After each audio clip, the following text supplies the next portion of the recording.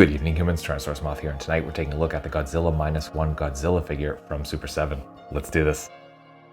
Aesthetically speaking, this figure does look really good, though I will say, even though I definitely do not expect figures to look like the promo shots, it's just the way it goes. Usually promo shots are, paint samples or early shots where, like, obviously it's kind of an ideal.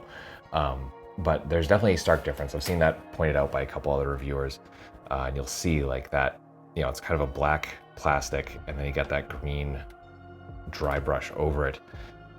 It definitely a lot more stark than the kind of soft gray, kind of the way the Godzilla looks in the movie, and the way it was presented. So I think a lot of people probably have an issue with that, and that's very, that's justified because this looks very, very different than what was presented. And but aside from that, I mean, that's pretty much it for color. I mean, again, it's like all black plastic, and then we get that kind of yellow gray or yellow green kind of dry brush everywhere, and that's about it.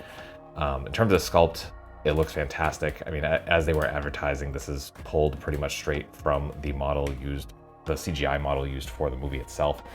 So some great details just all around.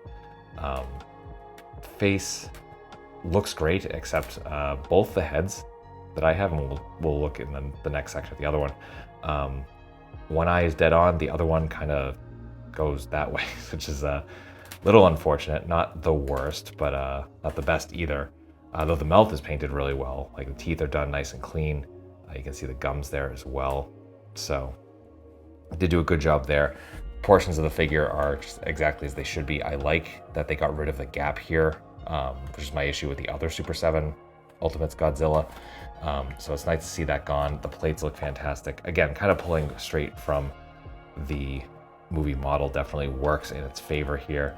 Just some really nice stuff, though there is a stark difference here where there's dry brush and then nothing here at the tail. So again, definitely not perfect. There's a lot of imperfections here. Definitely also has very glossy toy look, but again, that kind of falls into Super7's thing. So that's going to be a love it or hate it sort of deal. But overall, I think definitely a good looking figure.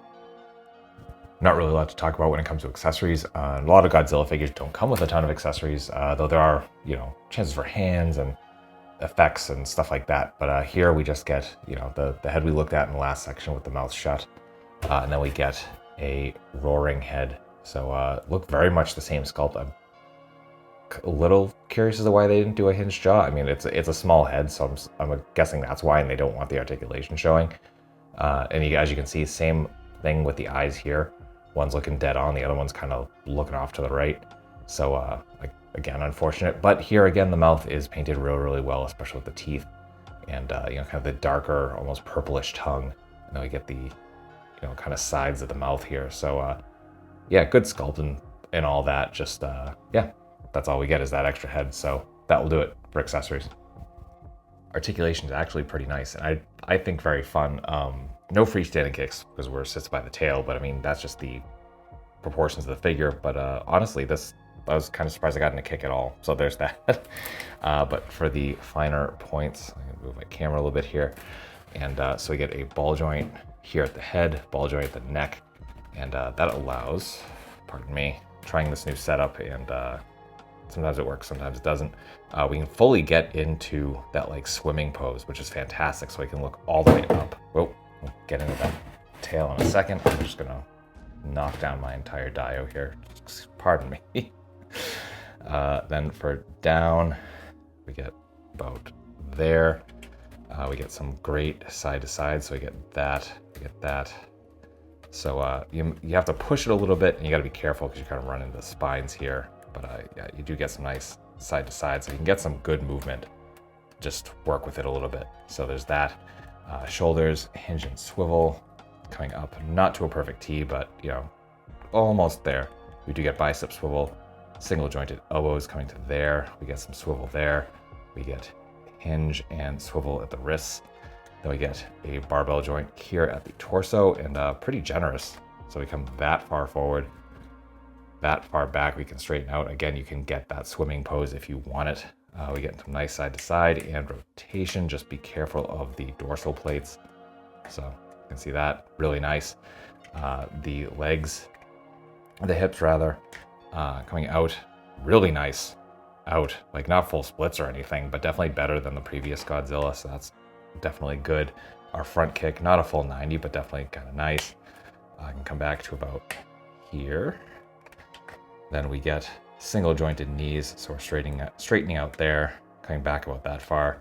And the feet, going down that far, which I know is kind of hard to see. There we go. Then we can flatten out about that far. And that also gives us some really nice rocker. Then for the tail, you can see the port there. This giant barbell joint. This pops out super easy, though it was hard to get in. So yeah, I don't know, it's a thing. But stays pretty good once you finally get it in. So we get some rotation there, not really too much on the side to side. Let me knock in my camera. Then we get a ball joint here, so that's 2, 3, 4, and 5. Not the craziest range, but we do get some nice arc here and there. There we go. And get some more of an S shape. Come up, flatten out, have it fall out again. Yeah, I might put a little of a, joint tightener or something in there to kind of get that to stay a little bit better. But other than that, that will do it for articulation. Getting into size comparisons, here they are with the Super7 Tyrannosaurus Rex Zord and the 89 Godzilla. With some domestics. With some imports.